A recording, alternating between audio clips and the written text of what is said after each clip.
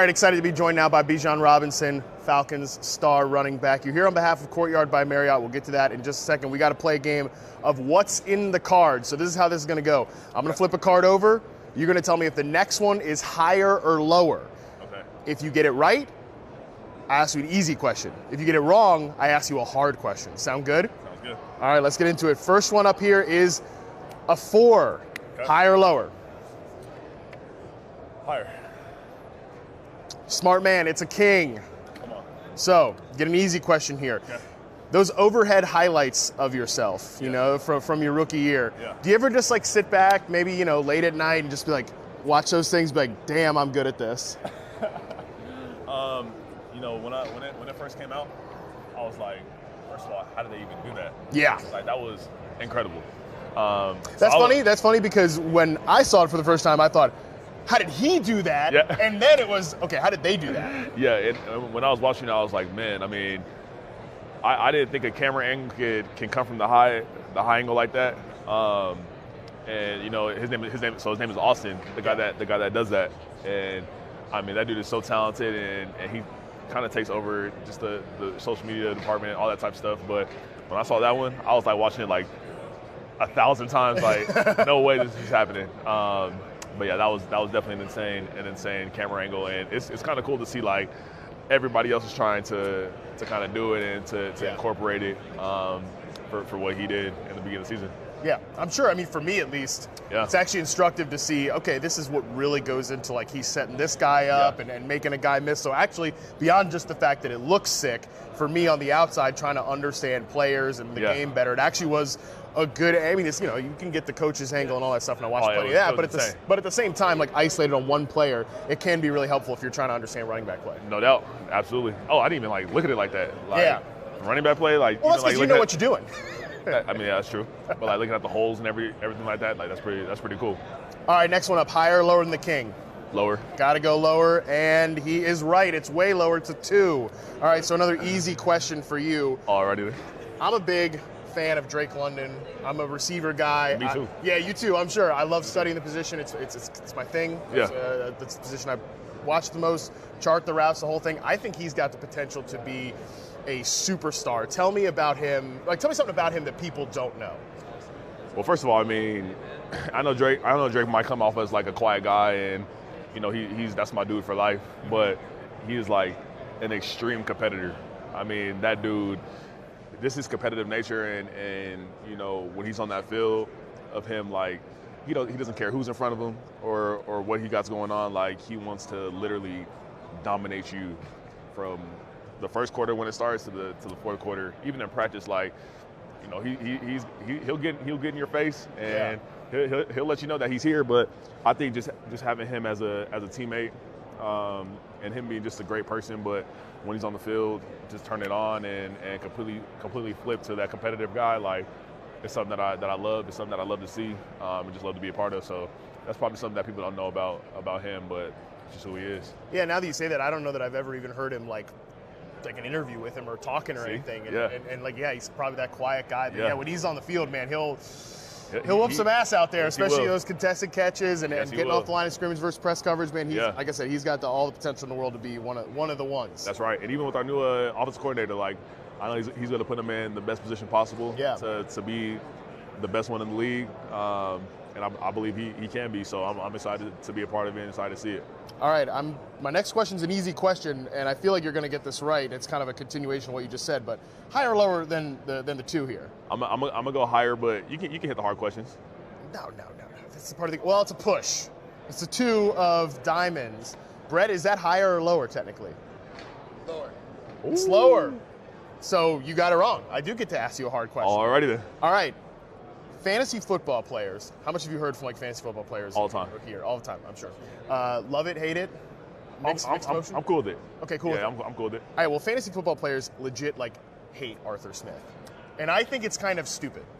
In my personal opinion, I think it's a little bit silly that they have this real negative opinion about it. Tell me something about like him as a head coach that you really appreciated. Because I personally, like I said, I love watching that offense, and it's like I'm out there on an island type of take with this thing, because like a lot of other fantasy people just don't like it. But for me, I like it. What did you like about playing for him last year? Yeah, I mean, we had a great relationship.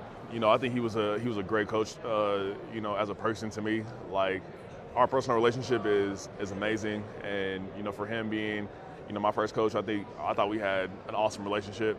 And it gets hard to want to feed everybody the ball, and for us three, our running back, like, for us to be comfortable and to get all of our touches and to do all that type of stuff, like, you got to consider that all as a head coach. And it was definitely hard sometimes, but as a guy that I respect a lot, I really do respect Coach Smith, and I talk to him even now, and see how he's doing and see how his family's doing out there in Pittsburgh, like.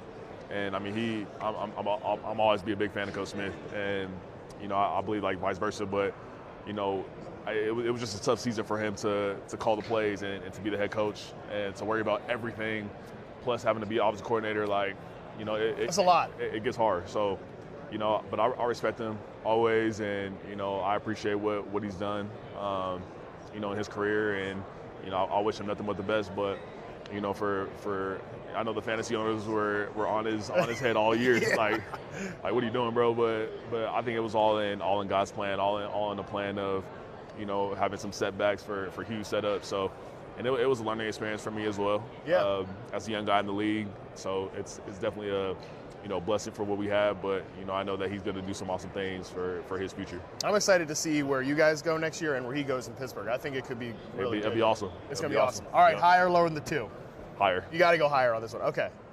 All right, easy question here. Speaking of that new coaching staff, have you heard from these guys yet? Maybe any like sort of inkling of the plan for you and other players there? Yeah, so like literally 15 minutes after Coach Raheem got hired, he called me, and I got his number from our GM, Terry, and I locked it in, about to give him a call, and literally his icon just popped up.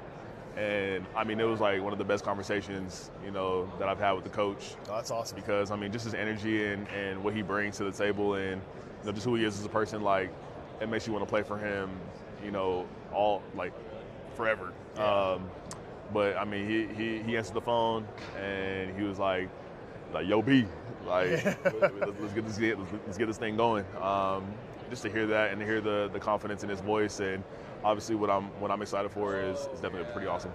I think it's going to be great. Zach Robinson bringing some of that stuff from the Rams there. Awesome. You're sure you see some of that offense there, what they did from a run blocking standpoint, taking that, like, they had been an outside zone team forever there in LA, and then bringing some of that, like, manpower stuff, duo runs, do everything, a little bit of everything. And that's what you got to do. Like, you got to keep the defense on the toes, and you got to, like, get them on their feet, and they can't predict what you're going to do. So I'm gonna love it. I think there's going to be some big things for you guys there next year. And it had to be cool, too, for you to hear in the press conference, like, I think they asked him, what do you like about the Falcons offense? He said, Bijan Robinson and Drake London, like, period. And that's what I like. Yeah, that was cool, man. And I mean, there's so much more talent on that offense, too. And Kyle Pitts coming back healthy. That's right. And Tyler Algier, like, we have so many dudes on this team that can make an impact all over the field, and just our O-line, when they're always, fully healthy, like, they're dominant. So I'm excited to get it going. Yeah, it's going to be a great group. All right, let's do one more here. Higher or lower than the 8? Lower. Ooh, it is lower. It is a 7. All right, we did talk about fantasy football. You were a first-round pick in your rookie year. Tell the people out there why they should draft you again in the first round.